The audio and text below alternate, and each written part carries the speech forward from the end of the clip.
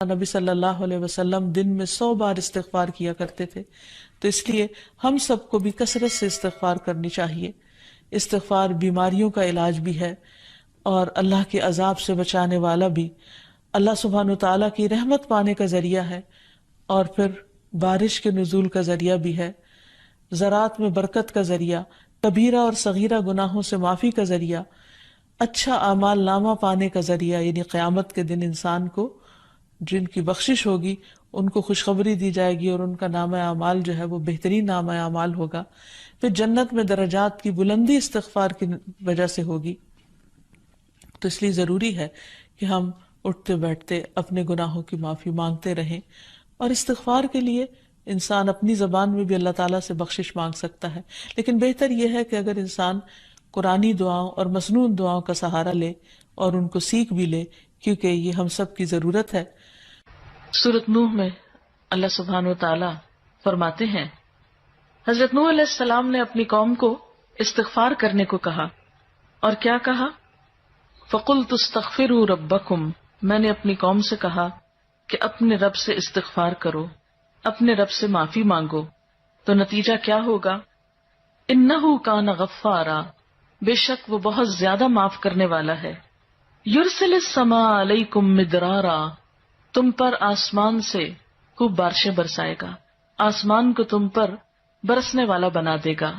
وَيُمْدِدْكُمْ بِأَمْوَالٍ وَبَنِينَ، تمہیں مال اور بیٹوں سے مدد دے گا۔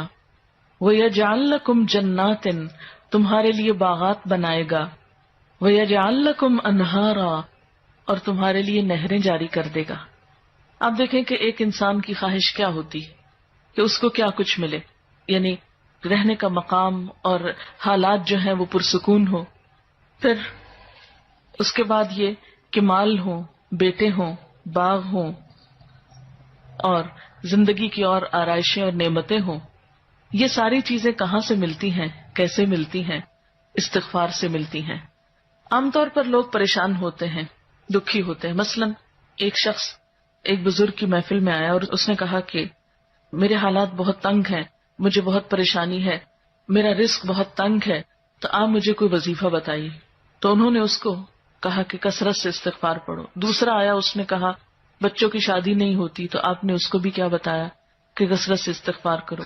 تیسرا آیا تو کہنے لگا کہ بہت قحط سالی ہے، فصلیں اچھی نہیں ہوتی، تو آپ نے اس کو بھی استغفار کا بتایا۔ تو کسی نے ان سے پوچھا کہ بھائی 3 لوگ آپ سے 3 ڈفرنٹ مسئلے لے کر آئے ہیں، اپنی پریشانیاں لے کر آئے ہیں، آپ نے تینوں کو ایک ہی چیز بتائی ہے، تو اس پر انہوں نے یہی سورۃ نوح کی آیت پڑھ کر سنائی کہ دیکھو یہ قرآن میں اللہ کا وعدہ ہے، اور اللہ کا وعدہ سچا ہے۔ اللہ تعالیٰ کی بات سے بڑھ کر سچی بات کس کی ہو سکتی ہے؟ ہمارے پڑھنے میں کمی کوتاہی ہو سکتی ہے، لیکن اللہ کی بات میں کوئی شک نہیں۔ ذالک الکتاب لا ریب فیہ، یہ وہ کتاب ہے جس میں کوئی شک نہیں۔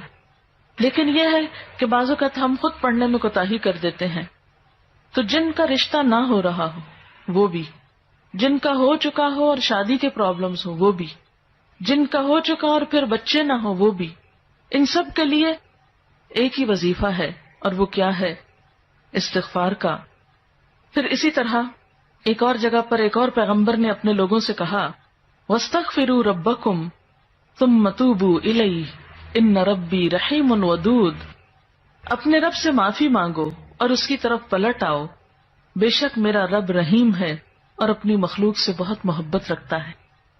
یعنی جب کسی بندے پر کوئی تکلیف آتی ہے تو ایسا نہیں کہ اللہ تعالیٰ اس پر خوش ہوتے ہیں اور جان بوجھ کے ستانا چاہتے ہیں بندوں کو۔ اللہ تو بندوں کے حق میں بہت مہربان ہے۔ پھر سوال یہ پیدا ہوتا ہے کہ تکلیف آتی کیوں؟ اگر وہ ہم سے محبت کرتا ہے اور وہ بہت مہربان ہے، تو بات یہ ہے کہ کچھ چیزیں ہم اچھے حالات میں سیکھتے ہیں اور کچھ چیزیں ہم ہارڈ شپ سے سیکھتے ہیں۔ کچھ نعمتوں کی قدر ہم اچھے طریقے سے ویسے ہی کر لیتے ہیں، اور کچھ چیزوں کی قدر ہمیں اس وقت آتی ہے جب کوئی مشکل پیش آتی ہے۔ آپ دیکھیے کہ اس کی مثال یوں ہی ہے کہ جیسے کچھ کھانے آپ کچے ہی کھا لیتے ہیں، جیسے فروٹس وغیرہ ہیں، آپ کو پکانے کی ضرورت نہیں ہوتی، لیکن کچھ کھانے آپ کو پکا کر کھانے ہوتے ہیں۔ اسی طرح زندگی میں کچھ حالات ایسے ہوتے ہیں کہ جن میں آپ آرام سے سیکھ جاتے ہیں، یا کچھ باتیں آپ کو بغیر کسی مشکل کے سمجھ میں آ جاتی ہیں، لیکن کچھ باتیں آپ کو مشکل آنے پر سمجھ آتی ہیں.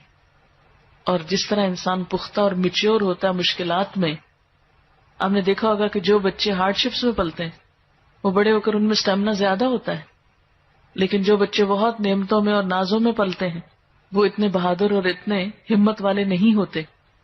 اس لیے دھوپ اور چھاؤں، غم اور خوشی، دونوں اس کائنات کا حسن ہے. دن اور رات ایک بہت بڑی نشانی ہے ہمارے لیے. تو اس لیے جب تکلیف آتی ہے تو اس موقع پر انسان اللہ کی طرف زیادہ رجوع کرتا ہے، اللہ کو زیادہ یاد کرتا ہے، زیادہ ذکر کرتا ہے، اور اس طرح انسان کے گناہ دنیا میں ہی معاف ہونے لگتے ہیں. ایک اور جگہ پر آتا ہے وَأَنِ اسْتَغْفِرُوا رَبَّكُمْ ثُمَّ تُوبُوا إِلَيْهِ يُمَتِّعْكُمْ مَتَاعًا حَسَنًا، اور یہ کہ تم اپنے رب سے معافی چاہو اور اس کی طرف پلٹ آؤ تو وہ تم کو اچھا سامان زندگی دے گا. یعنی دنیا کی اچھی نعمتیں کس سے ملیں گی؟ استغفار